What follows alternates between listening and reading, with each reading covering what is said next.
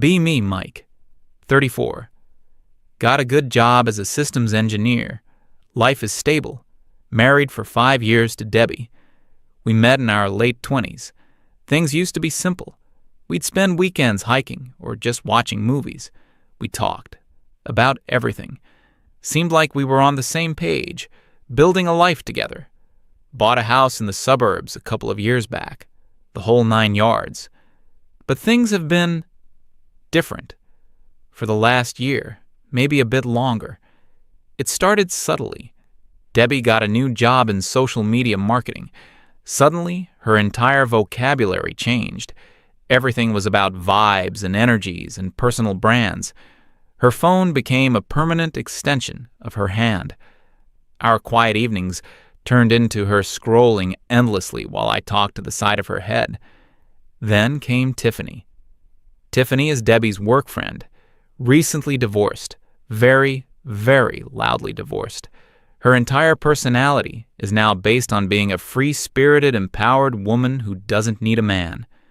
Which is fine, I guess. Her life, her choice. But she became this guru for Debbie, a life coach from hell. Every conversation I had with my wife started feeling like a negotiation with Tiffany's ghost. Debbie would parrot her opinions on everything. My hobbies were a sign of me avoiding emotional intimacy. My desire for a quiet night in was me stifling her social needs. My job was just part of the patriarchal machine. I tried to talk to her about it, gently. Told her it felt like Tiffany's opinions were becoming our household rules. That was a mistake, a huge one. She told me I was being threatened by a strong female friendship, said I was trying to isolate her. Classic sign of a controlling personality, apparently. I dropped it. What else could I do? Arguing just led to more buzzwords I didn't understand. I was projecting. I was invalidating her experience. I was not holding space for her truth.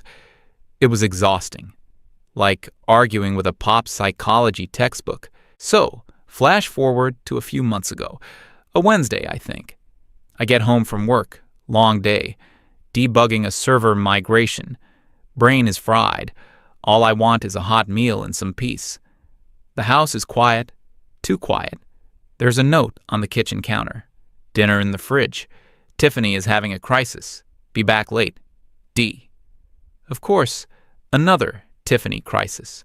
The crisis usually involved a bad date, an argument with her ex, or her landlord complaining about her loud parties. I sighed, pulled out the Tupperware container of leftover spaghetti, nuke it in the microwave, eat it standing over the sink. Felt less like a husband and more like a roommate who pays most of the bills. I cleaned up, watched some TV, tinkered with a personal project in the garage. The hours ticked by.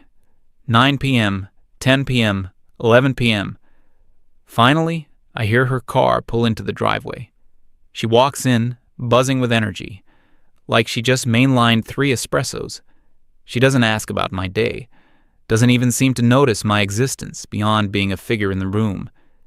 She drops her purse on the floor and beams at me.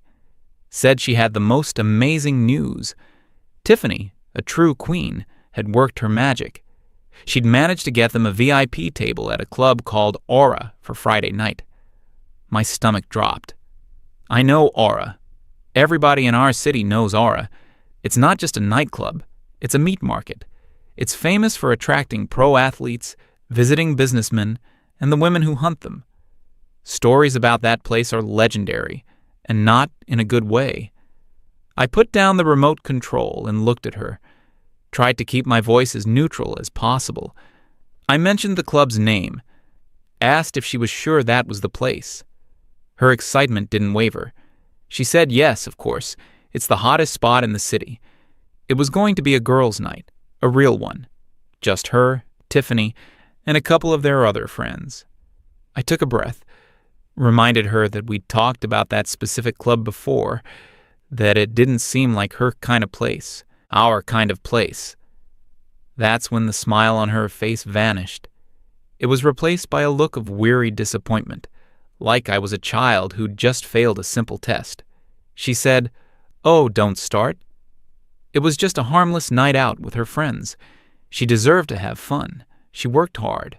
They all worked hard. Tiffany especially needed this, what with everything she was going through. The divorce was tough. She needed to feel desirable again. I held up a hand, tried to steer the conversation back to the point, said it wasn't about her having fun. I wanted her to have fun. But the issue was the venue, the company. I reminded her of the last girls' night she'd had with Tiffany a month or two prior. It wasn't at a place like Aura, just a regular downtown bar. Even so, she had come home at 4 a.m. alone, in a cab I had to pay for remotely with my credit card because she'd lost her wallet and her phone was dead. She'd been a complete mess. Couldn't remember half the night. I told her I wasn't trying to be a jerk. I was just worried. That place brings out the worst in people. The change in her demeanor was instantaneous. The disappointment turned into cold, analytical anger. She informed me that I wasn't worried. I was being controlling. That my concern was just a mask for my own deep-seated insecurity. I was apparently terrified of her having a life outside of our marriage. I felt the conversation slipping away. It was happening again. My practical concerns were being diagnosed as a personality flaw. I tried to explain, calmly. My security or insecurity had nothing to do with it. This was about boundaries, about respect, about not putting yourself in a situation that could lead to trouble. I was her husband. We were a team. Teams look out for each other. She actually scoffed, told me I didn't get to define what a team was, that my definition sounded a lot like ownership. She started pacing the living room, gesturing with her hands. It was like watching a performance, a TED Talk on my failings. She said Tiffany had warned her this would happen, that as soon as she started reclaiming her independence, I would start to crack down. I was trying to dim her light because I was afraid she would outshine me. I just sat there on the couch watching this. It was surreal. This wasn't my wife. This was a stranger reading from a script. I asked her to stop, just for a second, to listen. I said, "I'm not forbidding you. I'm asking you, as your husband. I am uncomfortable with this, and I am asking you not to go to that specific place." Her eyes narrowed. She said my discomfort was my problem to deal with, not hers. It was my emotional labor to work through my own issues, not her job to shrink herself to fit into my comfort zone. Then she dropped the big one. "You're gaslighting me, Mike." I just stared at her. I didn't even know what to say. She saw my confusion and took it as an admission of guilt. She explained, in a condescending tone, that gaslighting was when someone tries to make you doubt your own perception of reality. My attempt to frame my control issues as reasonable concern was a textbook example. She'd read all about it. She finished her speech by declaring that she was going, and that was final. Said she refused to negotiate her freedom. And with that, she turned and marched into our bedroom, slamming the door behind her. I sat there in the silence for a long time. The TV was still on, muted. I felt this profound sense of defeat. Not anger, just a quiet, hollow sadness. The next 2 days were ice cold. We moved around each other in the house like ghosts. The air was thick with unspoken resentment. I tried to bridge the gap on Thursday morning. I made her coffee, just the way she likes it. Asked if we could talk about what happened, without the accusations. She took the coffee, said thank you, and then told me there was nothing to talk about. Her mind was made up. She then said that if I truly loved her, I would support her choices, even if I didn't understand them. It was another checkmate, another conversational trap. If I disagreed, it meant I didn't love her. Later that evening, she was on the couch, scrolling through her phone. I was trying to read a book. She suddenly let out a little laugh. Then she angled the phone screen towards me. It was an article. one of those cheap-looking lifestyle blogs. The headline was something like, "Is your partner secretly a narcissist? 10 red flags you can't ignore." She looked at me over the top of the screen, a little smirk on her face. She didn't say anything. She didn't have to. The message was crystal clear. I was the problem. I was the one who needed fixing. All my concerns, my worries, they were just symptoms of my flawed character. I didn't react. I just looked back down at my book, even though I couldn't focus on the words anymore. I texted my friend, Jeremy. He's my colleague, known him for years, solid guy. Told him a little bit about what was going on, kept it brief. The argument, the club, the new vocabulary. His reply came back instantly. "Dude, red flag parade. You know what this is." I did, but I didn't want to admit it to myself. Jeremy told me to just stand my ground, but don't fight. Let her do what she's going to do. Said, people like that always show their true colors. You just have to be patient. His advice calmed me down a little. He was right.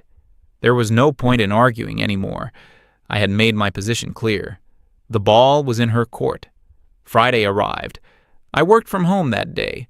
Debbie was at the office. The day was agonizingly slow. Every tick of the clock felt like a countdown. She came home around 6. She was in a surprisingly good mood, humming to herself.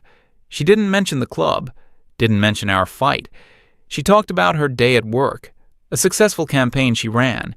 It was a performance, an attempt to pretend everything was normal, to make me feel like I was the one being unreasonable, the one holding a grudge.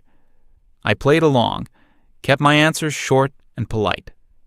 Around 8 p.m., she disappeared into the bedroom. I could hear music start playing, the sounds of drawers opening and closing, hairspray. I knew what was happening. I stayed in the living room, staring at the blank TV screen. About an hour later, she emerged. The transformation was jarring. She was wearing a dress I'd never seen before. It was black, short, and tight. Very tight. Her makeup was heavy. Smoky eyes, dark lipstick. Looked like she was preparing for a photo shoot. She had on a pair of heels that made her tower over her usual height. She looked like a completely different person. A stranger trying to play the part of my wife. She walked into the kitchen to grab her purse, avoiding eye contact with me. The tension in the room was so thick you could cut it with a knife. I finally broke the silence. My voice was flat, devoid of emotion. "So, you're really going?" It wasn't a question. It was a statement, the final confirmation. She stopped by the counter, her back still mostly to me. "Yes, I am," she said. Her voice was just as cold. She turned to face me. The look she gave me was a mixture of defiance and pity. "I'm going to have fun with my friends. I suggest you use this time alone to think about your behavior." That was it. The final twist of the knife. My reasonable boundary, my concern for her and our marriage, was twisted into a behavioral problem that I needed to solve. She didn't wait for a response. She turned, her heels clicking on the hardwood floor, and walked out the front door. I heard the door close with a soft, final click. I sat there in the sudden, crushing silence of the house. The only sound was the hum of the refrigerator. I didn't feel angry.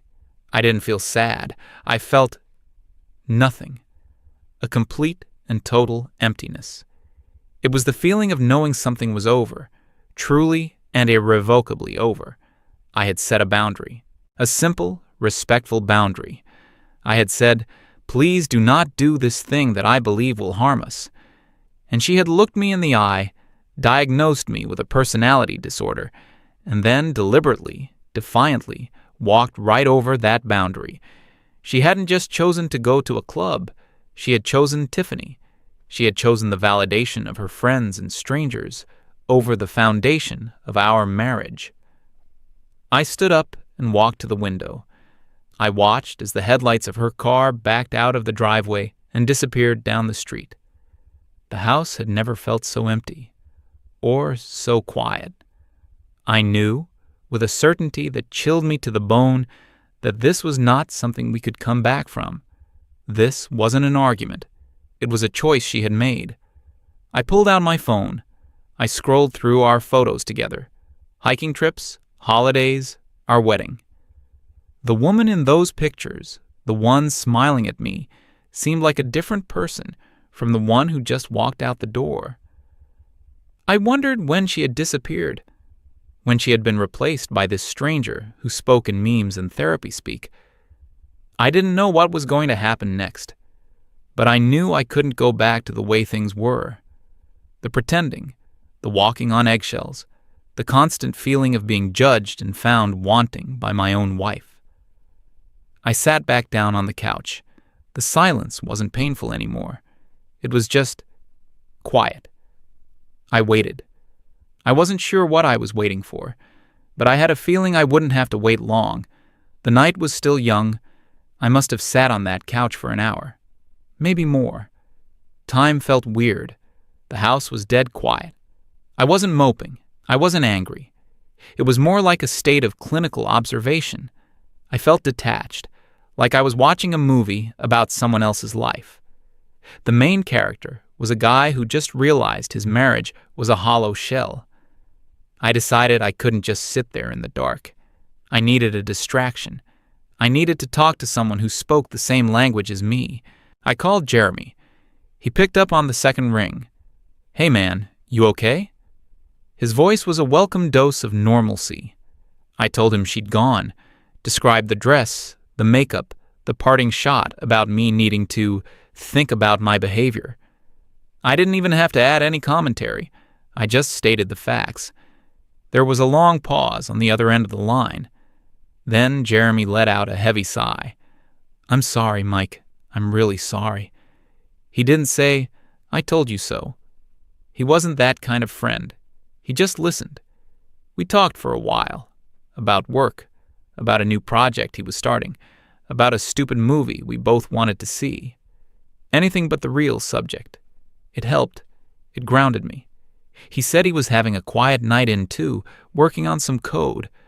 We were just two guys, hanging out on the phone on a Friday night.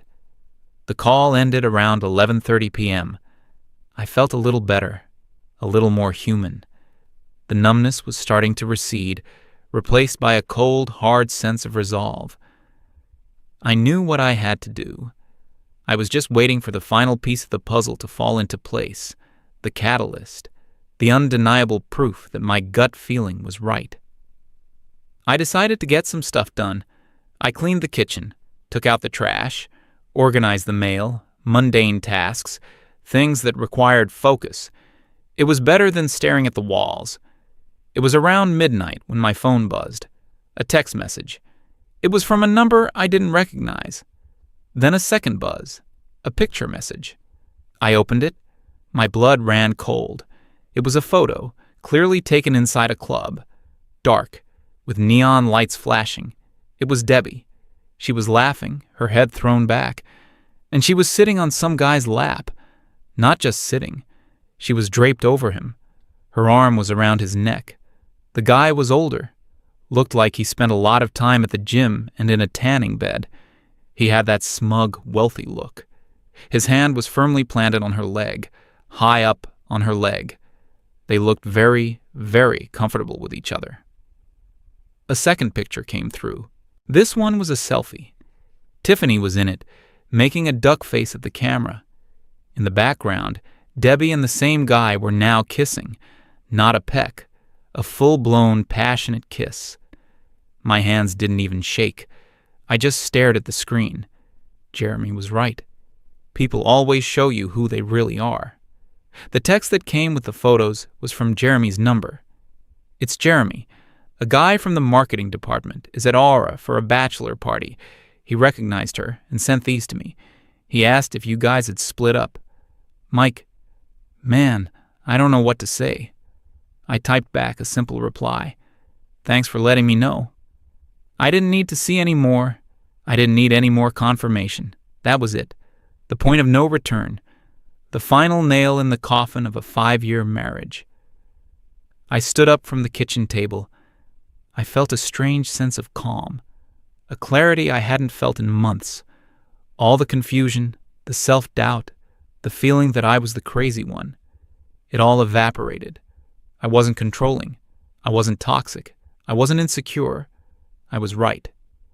I walked into our bedroom. Her side of the closet was a mess of clothes and shoes.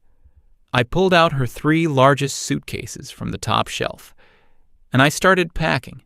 I was methodical, efficient. I didn't throw things. I folded them, dresses, jeans, the ridiculous number of empowerment t-shirts she owned. I cleared out her drawers, her makeup vanity, the dozens of half-used bottles of lotion in the bathroom. Every item I packed felt like I was removing a piece of a life that was no longer mine. I was decluttering my future. It took me about an hour and a half.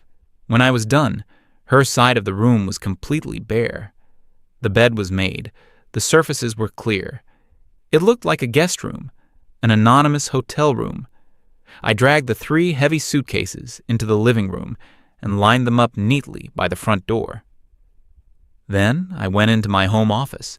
I turned on my computer and printer. I searched online for my state's official legal forms. I found the one I was looking for: Petition for Dissolution of Marriage. I downloaded the PDF.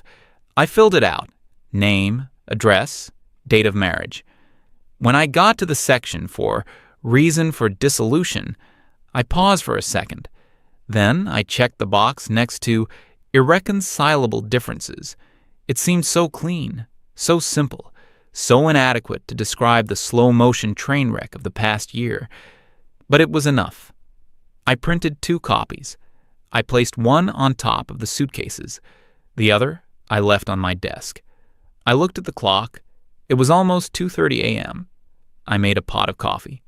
And then I sat down at the kitchen table to wait. I wasn't rehearsing speeches. I wasn't planning an argument. There was nothing left to say. The actions had spoken for themselves. At 3:15 a.m., I heard a car door slam outside. A few moments later, keys fumbled at the lock. The front door swung open, and she stumbled in. She was flushed, her hair was a mess, and she smelled faintly of cheap perfume and champagne. She kicked off her heels in the entryway and saw me sitting at the table. She tried for a breezy, carefree tone. "Oh, you're still up. You wouldn't believe the night we had. So crazy." She started to walk towards the kitchen, probably for a glass of water. Then she saw the suitcases. She stopped dead in her tracks, her brow furrowed in confusion. "What's this? Are you going somewhere?" I didn't say a word. I just picked up my phone from the table. I opened the picture gallery. I tapped on the second photo, the one of them kissing, and I slid the phone across the smooth surface of the table towards her. It stopped right in front of her. The screen glowed in the dim light of the room. She looked down. I watched her face. It was a fascinating thing to observe. The confusion melted into shock. The shock gave way to panic. Her skin went pale under the heavy makeup. Her mouth opened, but no sound came out. She looked up at me, her eyes wide with desperation. "Mike, it's not what it looks like." The classic line, the first refuge of the guilty. We were just having fun. It was a joke. Tiffany was daring me. I held up a hand. My voice, when I finally spoke, was calm. It was frighteningly calm. "Don't." Just that one word. It cut through her frantic excuses like a razor. She fell silent. "Your things are packed," I said, gesturing to the suitcases. "I've called a car for you. It should be here in about 10 minutes. The reality of the situation finally seemed to hit her. The panic in her eyes turned to tears. "No, Mike, no. You can't do this." The tears started to flow, smearing her mascara down her cheeks. "Please, let's just talk about this. We can work it out." I just shook my head, slowly. "There's nothing to talk about, Debbie. You made your choice." That's when the tears turned to anger. The switch was instant. Her voice rose, becoming shrill. "My choice? You drove me to this. With your constant suspicion, your controlling behavior, you suffocated me. It was the last-ditch effort, the final attempt to shift the blame, to make this my fault. I didn't even flinch. Her words had no power over me anymore.